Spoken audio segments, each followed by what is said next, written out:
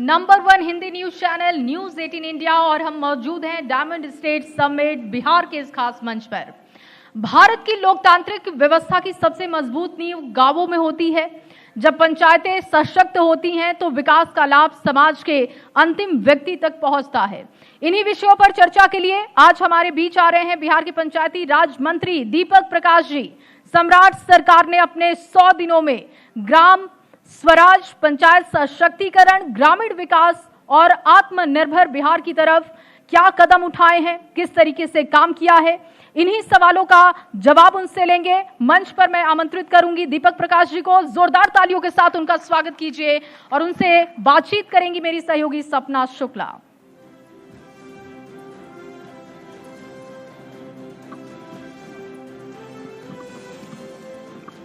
बहुत शुक्रिया हमारे साथ जुड़ने के लिए दीपक जी। बहुत धन्यवाद। जब मंच पर इतना युवा मंत्री हो तो तालियां तेज होनी चाहिए। पीछे जेनजी। हाँ दीपक जी, मैं जब आपको बैठा देख रही थी तो क्योंकि हम पत्रकार हैं, सवाल फ्रेम करते हैं, मन में कई सारे मुद्दे होते हैं, लेकिन एक अच्छी चीज मुझे लगी कि क्या आप नेताओं की वेशभूषा की जो परिभाषा है उसको बदल रहे हैं कि अब खाकी कुर्ता और इन सब से हट के अब शर्ट, जीन्स, क्रॉक्स में आया जाए? नहीं, ऐसा कोई अक्सर हमने आपको ऐसे ही देखा है। नहीं, मोटिव मेरा ऐसा कोई नहीं है कि हाँ। जिस प्रकार से राजनेता दिखते हैं उसको बदलने की कोशिश है, ऐसा कोई मोटिव नहीं है। हाँ।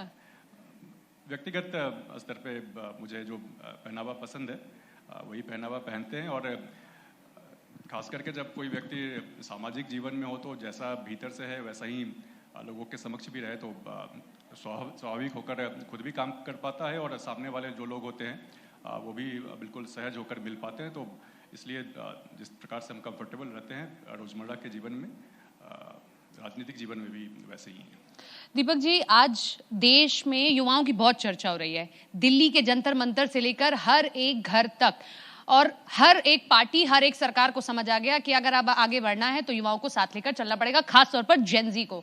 आप कैसे इस प्रोटेस्ट को देखते थे? ये जो युवाओं ने आवाज उठाई, फिर रिजाइन भी हुआ, कई पार्टियों ने तो इसे जीत कहा कि भाई हम जीत गए।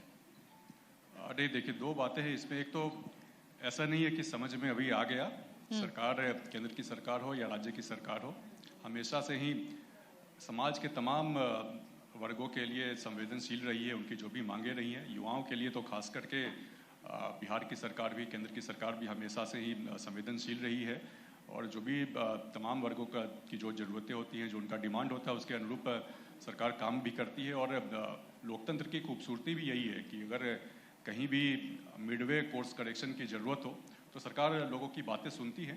लोगों को अधिकार है तमाम तरीके से अपनी बातें। लेकिन आंदोलन का स्वरूप नहीं बदल गया है। जब हमने जिन आंदोलनों के बारे में किताबों में पढ़ा है वो आंदोलन बहुत ही उस तरह के थे कि कोई, जैसे अब क्विट इंडिया मूवमेंट और ये ऐसे मूवमेंट्स हमने पढ़े, लेकिन ये आंदोलन बहुत दूसरी शक्ल में था। आप उसको कैसे देखते हैं? हिंसा भी हुई कई जगहों पर।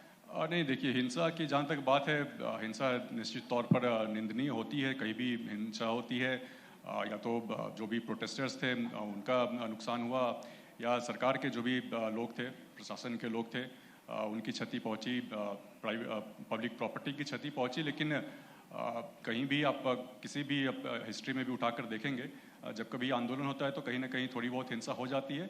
लेकिन निश्चित तौर पर जो भी प्रोटेस्टर्स होते हैं उनको, उनकी जिम्मेदारी भी बनती है कि जो भी वो प्रोटेस्ट कर रहे हैं, जो भी उनका तरीका है, संविधान के दायरे में रहकर हो।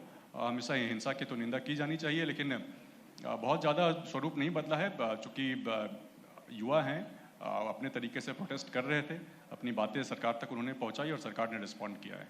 लाठीचार्ज जो हुआ, विपक्ष ने बड़े सवाल खड़े किए कि छात्र अगर अपनी मांग पर अड़ा हुआ है तो आप लाठीचार्ज कैसे कर सकते हैं, कैसे उन पर आंसू गैस के गोले दागे जा सकते हैं? इस तरीके की कार्रवाई छात्र पर क्यों, युवा पर क्यों? क्योंकि आप एक युवा मंत्री, इसलिए मेरा सवाल इन सबसे जुड़ा हुआ है। नहीं, जैसे मैंने बोला, निश्चित तौर पर कहीं भी हिंसा होती है तो उसकी निंदा की जानी चाहिए, लेकिन दुर्भाग्यपूर्ण भी है हिंसा हुई, लेकिन उसकी निंदा ही कर सकते हैं हम लोग आज के समय में। और जो भी प्रोटेस्टर्स हैं, युवा हैं, युवा जब सड़क पे उतरते हैं तो निश्चित तौर पर एक ऐसा कंडीशन बनता है कि आउट ऑफ कंट्रोल चला जाता है कंडीशन। लेकिन जो भी आज के समय में उन्होंने अपना आंदोलन वापस ले लिया, सरकार ने उनकी मांगों को लेकर रिस्पॉन्ड किया, और अब आगे भी उनकी जो भी मांगे हैं, जो व्यवस्था में परिवर्तन की बात कर रहे हैं, शिक्षा में सुधार की बात कर रहे हैं, तमाम चीज़ों को लेकर सरकार संवेदनशील है और निश्चित तौर पर इस पर एक सार्थक कदम भी सरकार आगे उठाने जा रही है। माननीय प्रधानमंत्री जी ने भी इन तमाम चीज़ों का जिक्र किया है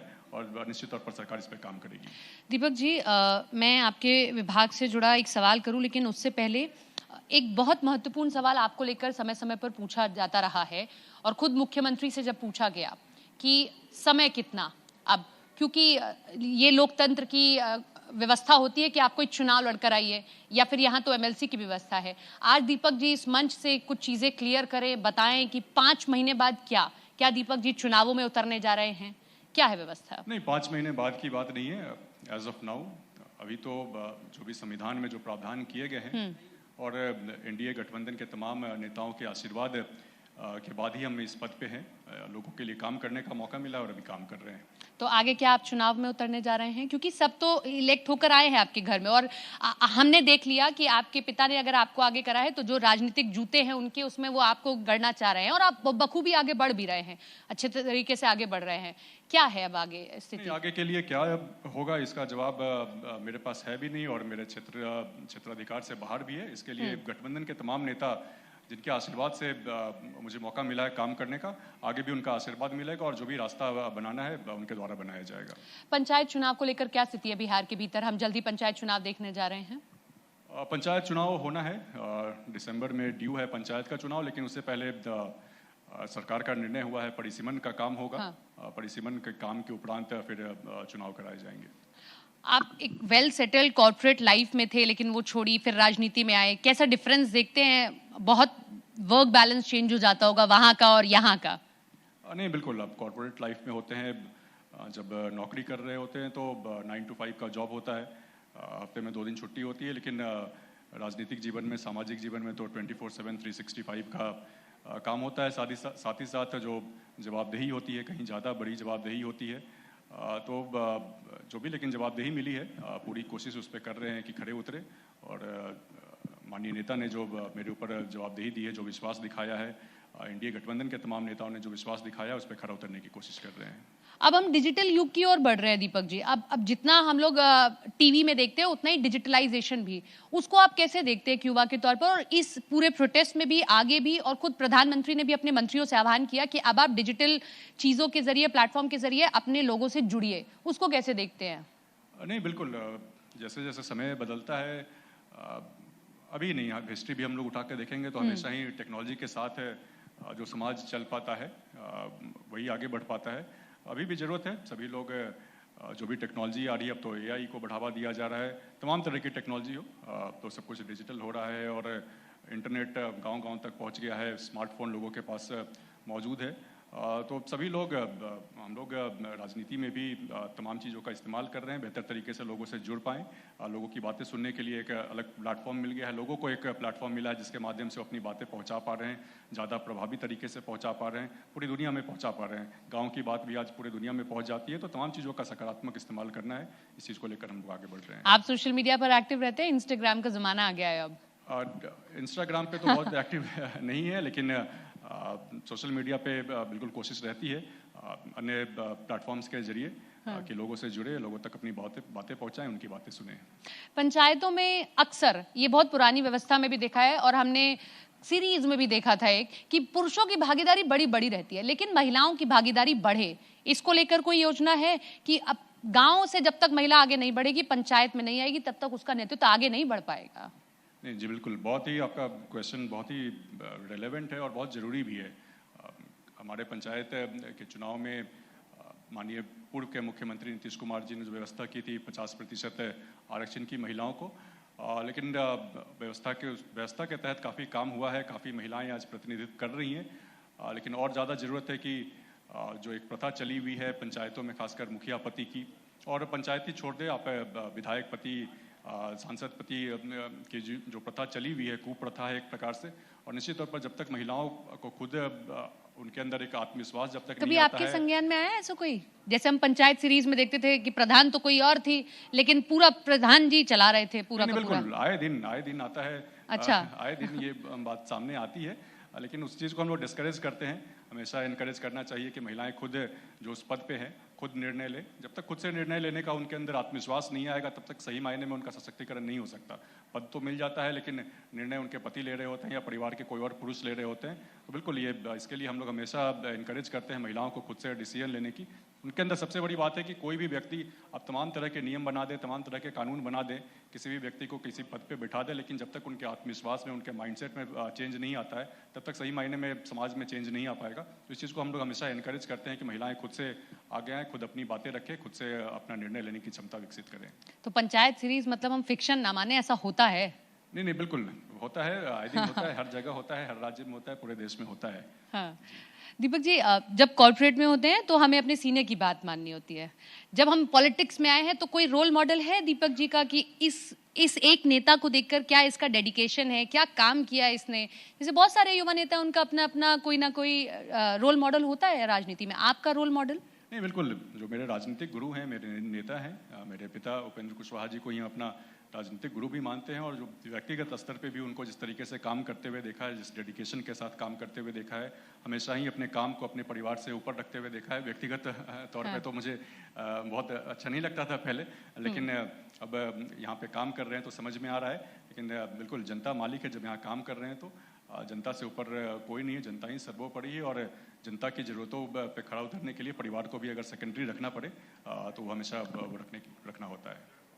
किसी को कभी मोटिवेट करेंगे कि आप मंत्री बने? कितना मुश्किल है मंत्री बनना। मतलब कॉर्पोरेट में जैसा आपने कहा ना कि 9 to 5 ही है, ठीक है भाई, नहीं आए उसके बाद फोन स्विच ऑफ भी हो सकता है, यहाँ फोन स्विच ऑफ नहीं हो सकता है। नहीं, मंत्री पद ही नहीं, आप राजनीति में जब भी आते हैं, कोई भी व्यक्ति आते हैं, खास करके युवा आते हैं, तो इस सोच के साथ नहीं आए कि राजनीति में जा रहे हैं तो एक खास पद पे चले जाएंगे तो चकाचौंध वाली लाइफ होगी, बहुत पावरफुल पद मिलेगा।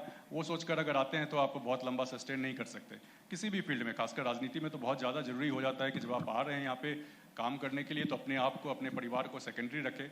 जो काम आपके सामने है, जो लोग हैं आपके सामने हैं जिनके लिए काम करना है, अपने देश के लिए, अपने राज्य के लिए काम करना है, वो प्राइमरी हो जाता है, उसको प्राइमरी रख के ही काम करना है। चकाचौंध बिल्कुल भी उसको सोच करके अगर काम करने के, वो अगर आपका मोटिवेशन है तो आप लंबा काम नहीं कर पाएंगे। और जिस उद्देश्य के साथ जो संविधान से या तमाम तरह के कानूनों से जो मैंडेट मिलता है काम करने के लिए एक मंत्री को, खास करके, आप निश्चित तौर पर उस पर खड़े नहीं उतर पाएंगे। तो हमेशा ही लोगों को आगे रखना है, जो आपका काम है उसको आगे रखना है।